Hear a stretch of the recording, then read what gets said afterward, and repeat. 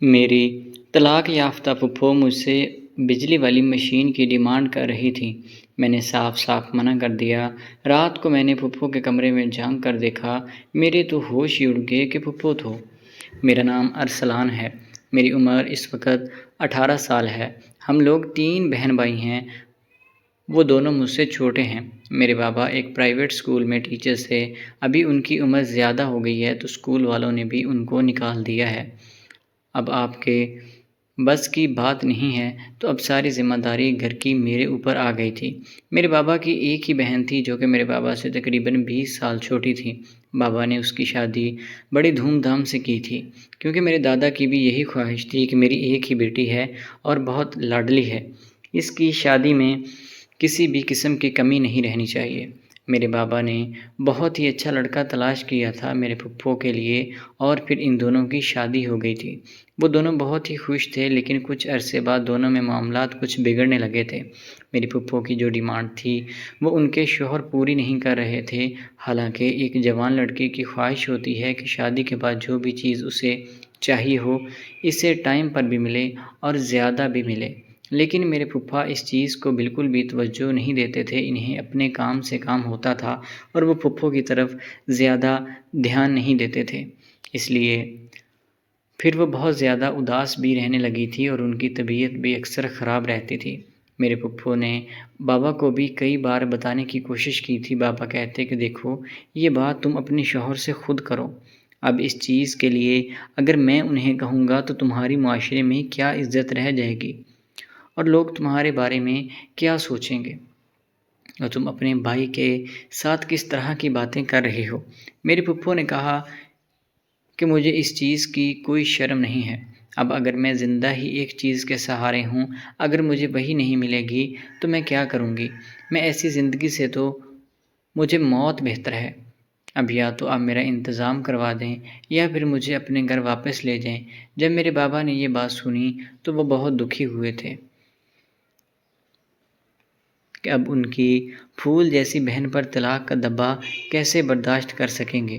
میرے بابا اسی پریشانی میں رہتے تھے اور ایک دن دل کا دورہ پڑنے کی وجہ سے بابا کی بھی انتقال ہو گیا۔ سارے گھر کی ذمہ داری میرے اوپر آ گئی تھی۔ سارے گھر والے بہت دکھی تھے۔ مجھ سے تو 6 مہینے بالکل بھی سمجھ نہیں آ رہی تھی میں کیا کروں گا اور گھر کے خرچے کیسے پورے کروں گا۔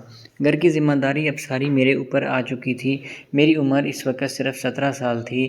میں پڑھائی بھی چھوڑ چکا تھا۔ اب مجھے گھر کی ساری ذمہ داری اٹھانی تھی۔ پھپھو کے معاملات یہاں تک خراب ہو گئے تھے کہ پھپھو کو طلاق ہو گئی تھی اور پھپھو کا بوجھ بھی میرے سر کے اوپر آ چکا تھا۔ چند دن تو پھپھو ٹھیک رہی تھی، لیکن اس کے بعد ان کی وہی ڈیمانڈ پھر سے شروع ہو گئی تھی۔ وہ مجھ سے کہنے لگی تھی کہ مجھے وہ 6 انچ کی مشین لا دو، میرا اب گزارا نہیں ہوتا۔ پہلے تو میں اپنے شوہر سے جس چیز کی ڈیمانڈ کرتی تھی، اب میرا شوہر ہی نہیں رہا تو اب تمہیں ہی اپنی مجبوری بتاؤں گی کہ بس تم میرے لیے ایک مشین کا انتظام کر دو تاکہ مجھے رات کو تھوڑا بہت اسے استعمال کر لوں اور میری رات آسانی سے گزر جائے گی۔ گرمیوں میں تو اتنا زیادہ مسئلہ نہیں ہوتا، لیکن سردیوں کی راتیں مجھے نیند نہیں آتی، میرا دم گھٹتا ہے، مجھے سانس بھی نہیں آتا۔ بس میرا ایک مشین کا انتظام کر دو تاکہ زندگی آسان ہو سکے، ورنہ میرا گزارا بہت مشکل ہے۔ اور ساتھ ہی پھپھو نے ایک دھمکی یہ بھی لگا دی تھی کہ اگر تم یہ ڈیمانڈ پوری نہیں کرو گے تو میں کسی اور سے کہہ کر منگوا دوں گی، اور پھر تم لوگ یہ نہ کہنا کہ ہماری محلے میں ناک کٹ گئی۔ جب میں نے پھپھو کی یہ دھمکی سنی تو میں بہت پریشان ہو گیا تھا کہ میری پھپھو کیسی بیہودہ باتیں کر رہی ہے۔ بھلے انہیں مشین کی کیا ضرورت ہے، اب انہیں چاہیے کہ صبر کریں اور اللہ تعالیٰ سے دعا کریں۔ لیکن پھپھو میری ایک ہی چیز پر اڑی ہوئی تھی کہ اب جو پھپھو نے ڈیمانڈ کی تھی وہ میں گھر والوں کو بھی نہیں بتا سکتا تھا کہ پھپھو کیا چیز مانگ رہی ہیں۔ حالانکہ میری ماں نے بھی ایک بار یہ بات سن لی تھی کہ پھپھو کچھ بات کر رہی ہیں۔ میں نے ٹال مٹول سے کام لیا تھا جب میری ماں نے مجھ سے یہ چیز پوچھی تھی۔ اب میں پھپھو کو لاکھ سمجھانے کی کوشش کر رہا تھا کہ میں آپ کی یہ ڈیمانڈ پوری نہیں کر سکتا، ہمارا تعلق عزت دار گھرانے سے ہے۔ پھپھو کہتی کہ عزت؟ کون سی عزت؟ اگر میری زندگی ہی نہ رہی تو پھر عزت کا کیا کروں گی؟ میں کسی کو بھی کچھ نہیں بتاتی، اپنے کمرے میں ہی استعمال کروں گی اور اپنے کمرے میں ہی رکھ کر باہر آیا کروں گی۔ میں نے پھپھو کو کہا کہ 1-2 دن انتظار کر لیں، میں کچھ کرتا ہوں۔ پھپھو اپنے کمرے میں جا کر لیٹ گئی۔ سخت سردی تھی۔ میں واش روم جانے کے لیے اٹھا تو میں نے سوچا کہ ایک بار پھپھو کے کمرے میں بھی نظر مار لیتا ہوں کہ کہیں انہیں کسی چیز کی ضرورت نہ ہو۔ جب میں نے دیکھا کہ پھپھو کے کمرے کی کھڑکی تھوڑی سی کھلی ہوئی تھی، میں نے کھڑکی سے جھانک کر اندر دیکھا۔ میرے تو ہوش ہی اڑ گئے کہ جس حالت میں نے پھپھو کو دیکھا، اب میں آپ لوگوں کو بتا بھی نہیں سکتا۔ میں نے کھڑکی سے چھلانگ اندر لگائی اور جا کر پھپھو کو سنبھالا۔ وہ تقریباً بے ہوش ہونے والی تھی۔ ان کو میں نے پانی پلایا، ان کے کپڑے وغیرہ ٹھیک کر کے ان کو بیڈ پر لٹا دیا اور میں اندر ہی اندر شرمندہ بھی ہو رہا تھا کہ یہ پھپھو کی کون سی حالت ہے۔ اگر مجھے پہلے ہی پتہ ہوتا تو میں ان کا یہ انتظام لازمی کر دیتا۔ مجھے نہیں اندازہ تھا کہ پھپھو کو مشین کی اتنی زیادہ ضرورت ہے، کیونکہ ایک تو ان کی شادی بھی لیٹ ہوئی تھی اور دوسرا اب ان کو طلاق ہو چکی تھی، تو یہ صدمہ وہ برداشت نہیں کر پا رہی تھی۔ اس لیے میں نے فیصلہ کر لیا تھا کہ اب پھپھو کی اس مشکل کا حل بھی میں ہی نکالوں گا۔ اب مجھے وہ مشین ڈھونڈنی تھی جس سے پھپھو کی زندگی آسان ہو سکے۔